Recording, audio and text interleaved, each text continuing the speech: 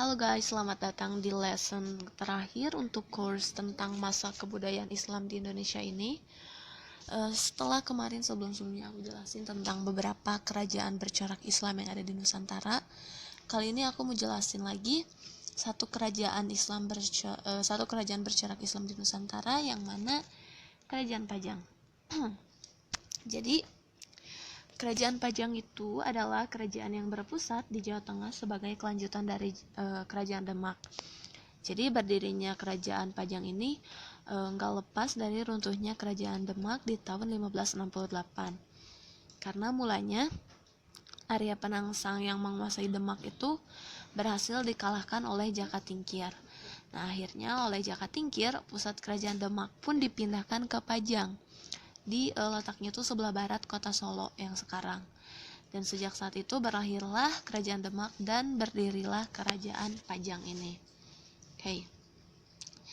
Dan adapun Demak saat itu dijadikan wilayah kadipaten yang diserahkan kepada Arya Panggiri atau putra dari Sunan Prawoto.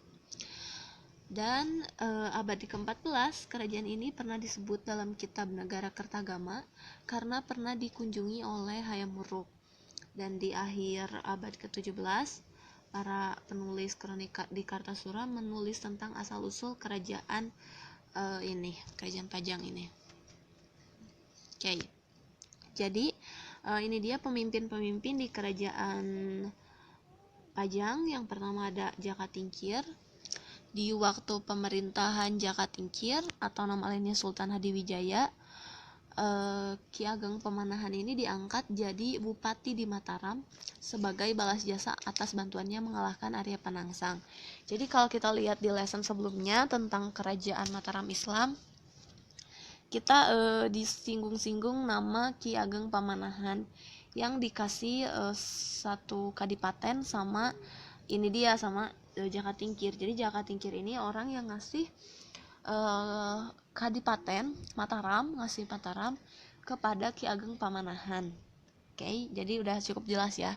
Jadi sebenarnya satu kerajaan dan kerajaan lainnya itu berkaitan.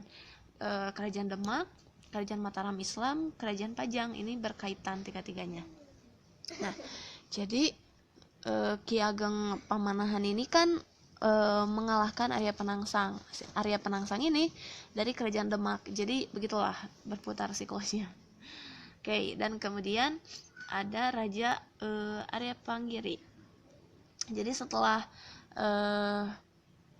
Sultan Hadiwijaya di tahun 1582 wafat, Pajang ini jadi rebutan antara Pangeran Benawa dengan Arya Pananggiri. Jadi Arya Panggiri itu menantu dari Hadiwijaya dan Pangeran Benawa itu putra dari Hadiwijaya.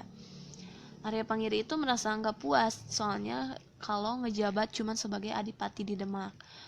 Dan akhirnya Pangeran Benawa pun disingkirkan dan jadi adipati di Jipang. Dan selama berkuasa dari tahun 1582 sampai 1586, Arya Panggiri ini banyak melakukan tindakan yang meresahkan rakyat sehingga timbul berbagai perlawanan dari rakyat. Dan kesempatan ini dipakai sama Pangeran Benawa untuk merebut hati rakyat. Jadi mereka itu menghimpun kekuatan dan merebut kembali Pajang. Dan dalam hal ini Pangeran Benawa pun bekerja sama dengan Sutawijaya. Ingat siapa Sutawijaya? Sutawijaya itu anak dari Ki Ageng Panembahan yang jadi raja di Mataram. Dan akhirnya Arya Panggiri ini dikalahkan dan disuruh kembali ke Demak. Jadi ini disuruh kembali ke Demak, dan akhirnya yang memerintah itu Pangeran Benawa. Oke. Dan setelah Pajang kembali ke tangannya, Pangeran Benawa ini justru malah menyerahkan kekuasaan Pajang kepada Sutawijaya. Kenapa? Karena Pangeran Benawa ini merasa nggak mampu memimpin Pajang yang luas banget. Akhirnya Sutawijaya pun memindahkan pusat pemerintahan dari Pajang ke Mataram. Nah, jadi berkaitan nih sama Kerajaan Mataram. Jadi sama Sutawijaya, Kerajaan Pajang ini dipindahin ke Mataram. Jadilah dia yang jadi raja di Mataram. Nah, gimana sih kondisi sosial budaya masyarakat Pajang di saat itu?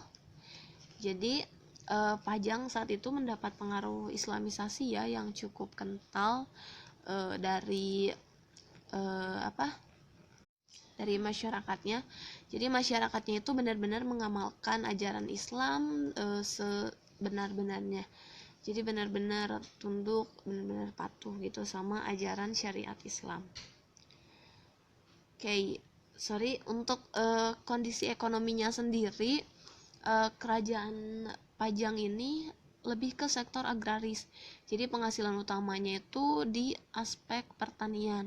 Selain itu juga disebutin di sistem ekonomi mereka, mereka itu udah menggunakan uang dalam proses jual beli. Dan letak daerah yang berada di antara dua aliran sungai, jadi mendukung dalam proses jual beli gitu. Dan keadaan tersebut juga mendukung kesuburan tanah wilayah Pajang dan menjadi faktor pendukung berkembangnya sistem agraris di kerajaan ini. Disebutin juga di abad ke-16 sampai ke-17, kerajaan ini menjadi lumbung beras Nusantara. Nah, ini masa kejayaannya di abad ke-16 sama ke-17. Jadi saat itu Pajang jadi penghasil beras terbesar dan mengekspor beras keluar wilayah mereka. Gitu. Lalu gimana, kenapa kerajaan ini bisa runtuh? Runtuhnya kerajaan ini yang pertama itu karena adanya persaingan antara putra dan menantunya, yang tadi aku bilang Pangeran Benawa dan Arya Pangiri. Jadi mereka itu cuma berebut tahta, tapi sebenarnya nggak ada yang kompeten untuk mengelola wilayah Pajang yang luas ini gitu. Jadi cuma rebutan doang, setelah itu ya udah gitu. Yang kedua itu kehidupan kerajaan hanya disibukkan dengan balas dendam terhadap Mataram. Jadi seperti yang aku bilang, kalau di tahun 1586 Pangeran Benawa itu kan udah bersekutu sama Sutawijaya, udah deket nih. Nah, tapi dia itu malah mengambil keputusan untuk menyerbu Pajang, dan gabungan pasukan Mataram dan Jipang pun berangkat untuk menurunkan Arya Pangiri dari tahtanya. Akhirnya banyak perang nih terjadi di kota Pajang. Akhirnya Sutawijaya pun mengembalikan Arya Pangiri ke Demak yang tadi aku bilang.